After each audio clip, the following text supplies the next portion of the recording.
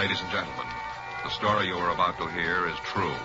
The names have been changed to protect the innocent. Dragnet.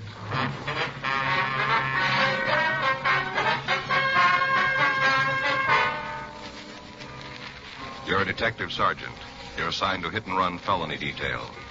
A young woman has been run down and seriously injured. The driver of the car has fled from the scene. Your job, find him. It was Tuesday, April 7th. It was cold in Los Angeles. We were working the day watch out of traffic bureau, hit-and-run felony detail. My partner's Frank Smith. The boss is Captain Calfee. My name's Friday. We were on our way out from the office, and it was 8:40 a.m. when we got to 1784 Byram Street. Front door. Better try it again, huh? Wait a minute. Sounds like somebody coming. Yeah? Something you want? Miss Hunter? That's right. What do you want? Police officers. We'd like to talk to you. Oh, about the thing last night, huh? Yes, ma'am. That's right. Well, come on in. I can't stand around for long. I'm going to be late for work as it is. Come on. Thank you. This is my partner, Frank Smith. My name's Friday. How do you do? Hi. Sit down there. I got to get ready to leave. There's some coffee there in the carafe if you want some. No, thanks. No, ma'am, thank you. Would you mind pouring me a cup? You'll find everything right there on the table. 2 sugars. All right. What do you want to know about last night? I told the officers who were there all I know. Yes, ma'am, we know. We read their report. We'd like to go over it with you if it's all right. Seems like a waste of time to me. Spend a little more of it trying to catch the kid that hit the girl. It'd be better all the way around. Ma'am, there's your coffee. Oh, thank you. Ooh, you're warm. Either one of you got a cigarette? Yes, ma'am. Here you are. Here's a light. Thanks. What do you want to go over? Well, according to what you said to the officers last night, you saw the accident. Is that right? I saw it, yeah. I don't think it was an accident. If you ask me, I think the kid deliberately hit the girl. Deliberately. Now, why do you say that? Well, just the way it looked, that's all. Kind of feeling. Way came barreling around the corner. He must have seen her. She was right under the light. Didn't even make an attempt to stop. None at all. Mm-hmm. I saw her, the girl, step off the curb. Right under the light. He had to see her, had to. Anyway, she stepped off the curb and started to cross the street. Harry and me saw her. She started to cross, and then all of a sudden, this kid in the hot rod was coming right at her. Was there anything she could do? Yes, ma'am. She kind of looked up at the car and then, well, like she was going to run. But she didn't have time. The car hit her and knocked her down. Did you get a good look at the car? You mean the one that hit her? Yes, ma'am. You bet I did. Passed right under the light. Got a real good look at it. Mm-hmm. I wonder if you'd describe it for us. I told the cops all about it last night. Seems like that'd be enough. Why do I have to go through it again? Well, it might be something you didn't think of last night, Miss Hunter. Something you might have forgotten. It isn't likely, but if you gotta have it, I guess that's the way it's gotta be. Hope we can get it over with fast enough. I gotta get down to the corner so I won't miss my bus. Well, if it'd help, we can drive you to work. You can give us the information on the way. Well, that'll be fine. Wait a minute, I'll get my coat. Uh-huh. How'd it look when you came in? Ma'am? Did it look like it was gonna rain? No, it's pretty cold, though. Paper said it might rain today. Well, better take an umbrella. What kind of a car was it, Miss Hunter? A hot rod, you know the kind, real low, 2 exhaust pipes kind of beat up. Well, what kind of a car was it? The brand name? Well, I guess it was a Ford. Looked like one. Hard to tell. It was kind of banged up, you know. I don't know why the police allow cars like that on the streets anyway. It couldn't be very safe. Can you tell us what year the car was? Well, I'm not real good at that, but I'd say maybe a 1940. Might have been 1941. It was a pre-war car, though. Oh, yeah, I'm sure of that. Uh-huh. Would you like to get in, ma'am? Okay, thanks.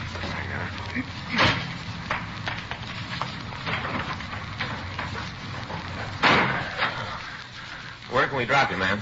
Well, near First and Broadway will be fine, just on the corner there. Okay. Miss Hunter, was there anything about the car that'd make it easier to identify? Not especially. Black Ford, all beat up. I'm sure I'd know it if I saw it again, any place. Did you get a good look at the driver of the car? No, not too good. All I could see was that he was a kid, you know, maybe 19, 20 years old. Uh-huh. Sure like to see you get that kid. Is the girl all right? She looked pretty bad last night. Oh, she's still in a critical condition. Doctors aren't sure yet whether she'll be all right. Sure hope she is. Have you talked to her? No, we haven't. Not yet. A terrible thing. Kids like that running around in hot rods, barreling around the city. Person's not safe on the streets anymore. Well, just because a car's got twin tailpipes, Miss Hunter, doesn't have to be a hot rod. Well, this one was. Even had the little sort of license plate hanging down from the back bumper. You mean a state license plate? No, one of those with a club name on it. You know the kind. There's not a notation of that on the report that we remember. I guess I forgot all the excitement and all. I must have forgot. Well, did you see the name on that plate? Yeah. Not real good, but I saw it. Think you can remember it? Not all of it. The last part was wheels. Something wheels. 2 words. You're pretty sure of that, are you? Yeah, wheels. That's the word I saw. I didn't remember it last night. Guess it didn't seem important then. Must be a lot of cars that have those plates on them all over town. Yes, we know. Don't seem like it's going to help much. A lot of cars with those plates on them. Lots of them. Yes, ma'am. Even if you do find the kid with one of them, how are you going to know if he's the right one? Well, it's not going to be too hard. Huh? His car will tell us. According to the report, an automobile driven by one male occupant had struck a woman while she crossed the intersection of Olympic Boulevard and Connecticut Street the night before. When the ambulance arrived at the scene, the victim, who was identified as Mrs. Helen Chapman, was unconscious and was removed to Georgia Street Receiving Hospital for emergency treatment. Members of the crime lab had arrived at the scene and gathered what physical evidence they could find. All citizens in the vicinity were interrogated and their statements were taken. Photographs of the coroner were made and held for evidence. Because of the hit-and-run aspect of the case, Frank and I had been assigned to investigate it. At 1:14 p.m., we drove over to Georgia Street Receiving Hospital to talk to the attending physician, Dr. Sebastian. He said the patient's condition was so critical that she couldn't be moved to her own hospital. He told us that the victim hadn't recovered consciousness to the point where she could be questioned. He went on to tell us that she'd been administered serum albumin to counteract shock. He listed her injuries for us. Compound fractures of the femur, rib fractures, and associated internal injuries, including a punctured lung and brain concussion. It was not expected that she'd live.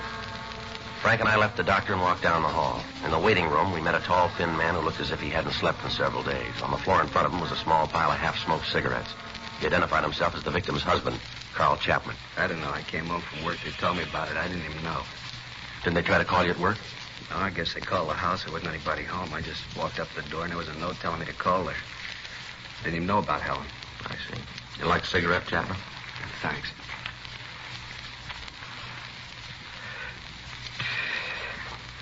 You talked to the doctor? Yes, sir, we just did. Is there anything new? Is she going to be all right? Well, I don't know yet. You can ask the doctor yourself. Why don't anybody tell me anything? All the time I ask how my wife is, they tell me to ask the doctor. Why won't they tell me? I don't know, sir. Can't even find out if she needs anything. He won't let me see her. And anybody will tell me what's really happening in there. It's been over 10 hours. Nobody will tell me what's going on. Well, best thing, try to sit down and take it easy, Mr. Chapman. Oh, that's great to say. Just sit down. Easy to say. It's not your wife who's in there. It isn't someone you love. Why are you here anyway? Why aren't you out trying to get the rotten little punk that did it? Why don't you look for him? We'll get to him, sir. When? After Helen's dead? Is that going to be when you start looking? We're looking for him now. We came over in the hopes that we could talk to your wife. We thought she might be able to give us some information. What in God's name do you want from her? The name and address of the kid who ran her down? Does she have to get out of bed and go find him for you? It's your job, yours. All this talk about the police department being so good, but what are you doing? You're standing around here with your toe in the dirt waiting for my wife to come to enough to point the kid out. All right, sir. Now, take it easy. Take it easy, nothing. You listen to me, both of you. You listen. If she dies, if that kid killed her, I'll find him. I don't know how, but I will. I'm going to do the same thing to him with my hands that he did with this car.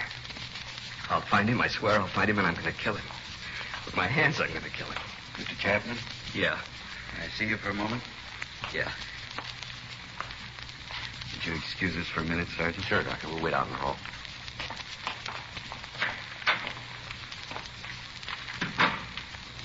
A rough one in there. Yeah. Wonder what's going on in there. I don't know. Better call the skipper. Tell him about that plate on the car. Get a broadcast out on it. Check the phone book for the address of the National Hot Rod Association. Better talk with them, huh? They might have something for us on the club.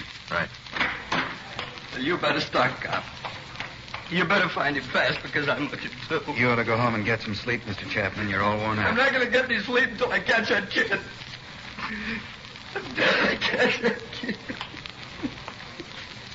How is the girl? She's dead. Both of them are. Both of them? Yeah. She's going to have a baby in a couple of months.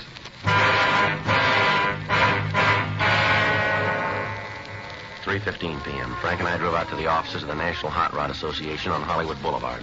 We met with Bud Coons and Wally Parks. They checked their records for clubs with the last name Wheels. There were 3 in their files. 2 were in the eastern part of the United States, and 1 was listed as having headquarters in Alhambra, California. We obtained the name and address of the president of the club, and we drove out to see him. We found him in the garage behind the house working on a 1941 Ford. We introduced ourselves, and he asked us to sit down. What do you want to see me about? We understand that you're the president of the Square Wheel, is that right? Yeah, that's right. Why? How many members do you have in the club? 18. 18 actives. There's a couple of guys in the service. What's this all about, anyway? How come the questions? All your members have the metal plates with the club name on their car? Yeah. You get them when they pay the initiation fee. Why? Anybody else have them? Not legally. What do you mean? Well, a couple of them out have been stolen from members. Any of the fellows in the club drive a black pre-war Ford? Yeah, I guess we got about 5 of them. I got one myself, as a matter of fact. Listen, why can't you tell me what this is all about? Figure if I knew what you wanted, I could help you out. Well, a woman was run down by a hot rod last night. One of the witnesses saw a plate on the car that might have been from your club. No kidding. That's the way we got it. What did it look like? Well, they say it had twin pipes, pretty well beat up, white sidewall tires. It's not one of ours, then. You sound pretty sure. What about the plate? Well, I told you, we've had a couple of them stolen. Must have been one of them. Well, how come you're so sure it wasn't one of your members? Oh, I know the cars in the club. There isn't a yo-yo in the bunch. What's a yo-yo? Well, yeah, you know, a shot rod, junk heap. Oh, I see.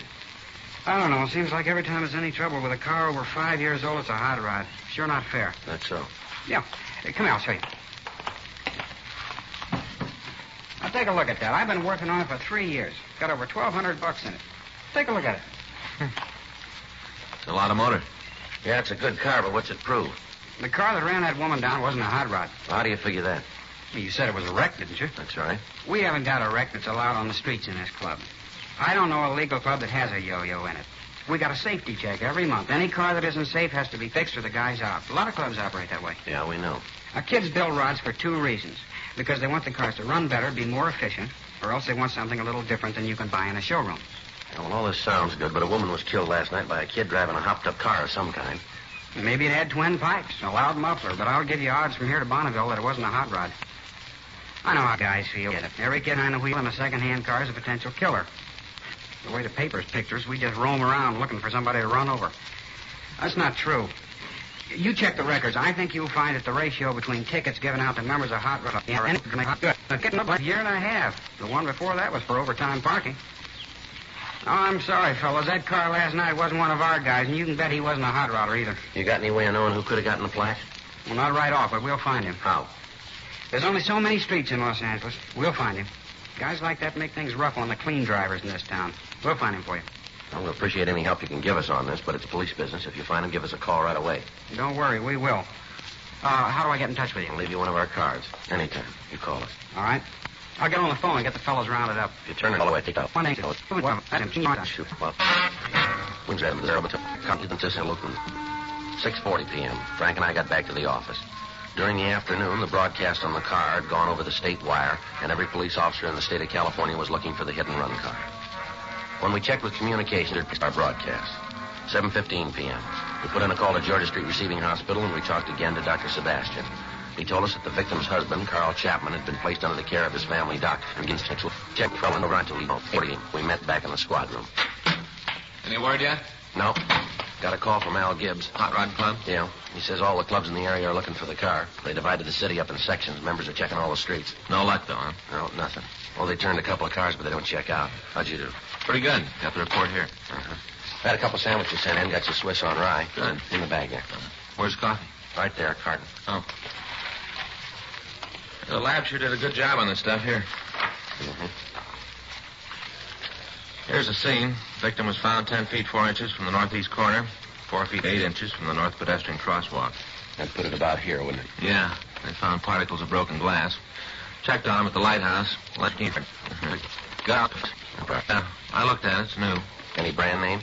Yeah, but it's not going to help much. Distributed all over the country. Well, how about skid marks? Any sign of them? No, not the... Either the kid didn't have time to use them or else he didn't want to. They came up with this, though. Yeah, what's that? Well, some marks from a tire. Lee says he thinks they were made when the kid dug out to get away, spun the back wheels. Sure indicate that he didn't mean to stop at any time, huh? Well, that's the way Lee's got it figured. I got it. Yeah. Mm-hmm. Anybody there? No. No, keep it under surveillance. We'll be right out. Yeah. Don't burn it. Right. Bye. What do you got? Well, it's beginning to go our way, maybe. Huh? They found the car. During a route that the park and movement. Upstate, it is reached on the Frank and I notified the crime lab of the find, and then we left the office and drove out to the location. We talked to the officers in the police car, and they told us that they hadn't seen anyone near them. We checked the registration and found that the registered owner was a Jack Moore. The white slip gave us an address in Hollywood. While the crime lab went over the car, we drove out to Moore's address to talk to him. He lived in a large house built in the mid-20s as a private residence. It had been converted into a boarding house. Frank covered the rear entrance. I rang the front doorbell.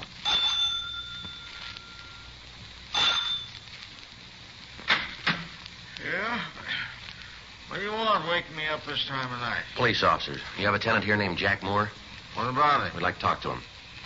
Too late, Mac. He ain't here. Where is he? I don't know. He moved out this afternoon. He didn't say where he was going. A thorough search was made of the suspect's room. The manager told us that Moore had come home that morning, packed his belongings, and left the house. We called the crime lab, and Lieutenant Lee Jones told us that they'd established that Moore's car was the one that had run down the Chapman girl. We talked to the other people in the rooming house. None of them could tell us where Moore might have gone. We put in a call to auto records, but the car was not listed as being stolen. Frank called his name into R&I, but we found that he had no felony record. From the occupants of the rooming house, we found that the suspect had no relatives in this state and no close friends that they could recall. Leighton Prince came out and went over the room, and in going over it, we found a wastebasket Moore had used to dispose of articles that he didn't want. In the basket, we found several match folders from a bar out on West 7th Street. We put in a call to the bar, but we found that it was closed. From the manager of the rooming house, we got a good description of the suspect, along with the information that he received no mail and that he was apparently unemployed. A stakeout was set up on the house, and at 3:36 a.m., Frank and I checked out of the office and went home for the night. The next day, Wednesday, April 8th, we contacted DMV and asked that they give us all information on the car, 15 a.m. We drove over to the bar on West 7th Street. Not open yet. Don't open. Police officers, like some information. License is back there on the wall in plain sight. There's nothing going on here. You have a customer in here named Jack Moore? We just opened the doors. We got no say about who comes in. As long as they don't cause trouble, we don't either. This guy's about 20 or 21, 5'8" to 5'10", 165 pounds, blonde. Name's Moore, Jack Moore. What's he done? We want to talk to him. About what? Police business. Have you seen him? Nothing that's going to get the bar in trouble? Well, that's a simple question, mister. Have you seen him? Maybe, yeah. You tell me what it's all about, I might be able to help you out. You're running out of time. Have you seen Jack Moore? Yep. When? Last night. Here? Yeah, he was in. Got liquored up. I tossed him out when we closed. Where is he now? You better ask him. I'm going to tell you once more. If you know where he is, you're going to save yourself a lot of time by cooperating with us. I run a clean place here. I don't want any trouble with the cops. My license is on the wall. I got no choice of the customers who come in here. I don't want to get mixed up in any. We're not calling it that way. That's the way it is. This is a clean place. That's not what the book says. You've been tabbed a couple of times for serving minors. You run B-girls. You haven't served straight liquor in here for a couple of years. Now we get me a wage. Oh, now look, fellas. I was just trying to take care of myself. You did. Get your coat. Isn't there some way we can work this thing out? I don't want any trouble. Where's Jack Moore? I try to run a clean place. A couple of times I've been... We've been over all that before. Now, where is he? I got him up at my place. You there now? I guess so. He got pretty loaded last night. Told me he didn't have any place to pad down. I took him home. What's the address? 1862 and a half Woodworth Court, room 14. All right, let's go. Yeah. And don't try to call him. I got no phone in the room. If he's done anything, I had no part in it. Just trying to help a friend out, that's all. Just help a friend out. Yeah, sure. You tell him that. How he got me in trouble, all because I tried to help him out. You just tell him. Yeah, we will. And tell him not to come around here anymore. Tell him to keep out. Tell him that, will you, for me? Tell him not to come back. Don't you worry about it. He won't be back. We called the office, and another team of detectives came out to the bar to keep the bartender under surveillance in the event that he might try to contact the suspect. It took 5.5 minutes to drive to the Woodward Street address. It was a large building located at the end of a blind street. Room 14 was on the third floor in the front of the building. Frank and I approached the room, and we listened. There was no sound from inside. You want to try the door? Yeah. One moment. Yeah. There he is on the bed. Yeah. Looks like the right guy. Now, let's wake him up. Come on. Come on, Moore. Wake up. Come on. Let me alone, Charlie. Come on, get up, Moore. Get up on your Let me feet. alone. I told you, Charlie. Let me... Who are you guys? What are you doing Police here? officers, you're under arrest. Wait a minute. All right, I got him. Now, come on, stand still. All right. All right, I quit. You want to shake him, Frank? Yeah. Yeah, he's clean. Where you taking me? I ain't done nothing. You got no reason to push me around like this. All right, let's go. Where? Where you gonna take me? Downtown. For what? Manslaughter. I didn't do it. I didn't. You got the wrong guy. You got the wrong one. I didn't do it. All right, come on, let's move. But you got the wrong one. I didn't do it. I didn't know what you wanted. That's why I run. I didn't know what you Well, wanted. you do now, so let's go.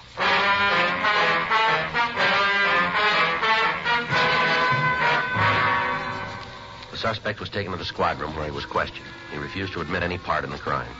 He was confronted with the physical evidence and with the ownership of the hit-run vehicle. The witness to the crime came to the office and said that Jack Moore was the man that she'd seen at the wheel of the car when Helen Chapman had been run down. Throughout the interrogation, the suspect refused to say anything. At 1:47 p.m., the door of the squad room opened and Carl Chapman came in. Where is he? I know he's here. I want to see him. All right, take it easy, I Chapman. heard you caught him. I want to see him. I want to tell him. Is that the kid?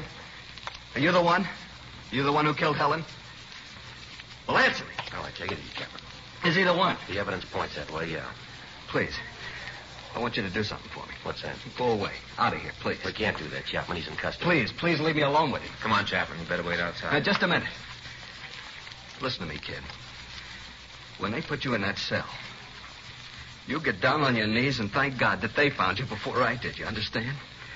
You thank him, and every day you live, you thank him. You do that because I would have killed you. Take it easy, Chapman. My wife's dead because of him. You hear that? You killed her. They got laws to save people like you, but none for her. None for her and the baby. They didn't have any laws. None for them. All right, Chapman. Come on, take it easy. Frank? Come on, sir. Yeah.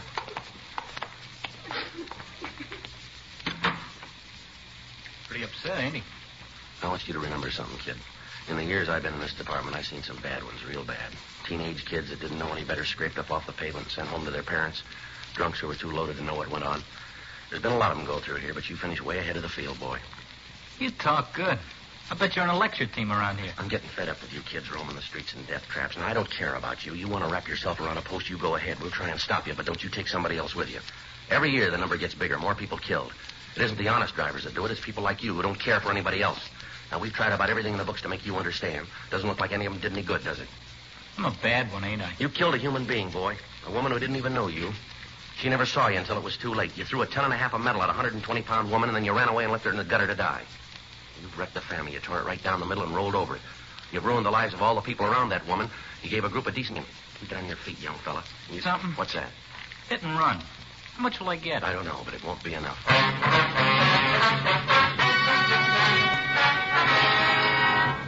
Jack Carlisle Moore was tried and found guilty of manslaughter, 1 count, and received sentence prescribed by law. State penitentiary for a period not to exceed 10 years.